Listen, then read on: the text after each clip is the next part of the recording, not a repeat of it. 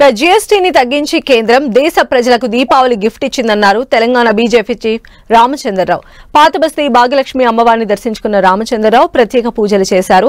GST తగ్గింపుతో బట్టలు, electronic వస్తువుల ధరలు తగ్గాయని చెప్పారు.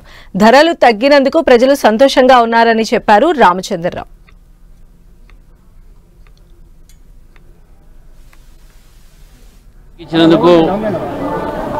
ఈ దీపావళి భారతదేశ ప్రజలు, ముఖ్యంగా తెలంగాణ, హైదరాబాద్ ప్రజలు కూడా ఇది వారి బహుమతిగా భావించి తగ్గిన ధరలు బట్టల మీద అయితేంది, టపాకాయల మీద అయితేంది, లేకుంటే కార్ల మీద, ఫ్రిడ్జ్ల మీద, ఏసీల మీద, వీటన్నిటి మీద ధరలు తగ్గినటువంటి ఒక సందర్భంగా అసలైన దీపావళి ఈసారి జరుగుతుందని చెప్పేసి మనం భావించాలి.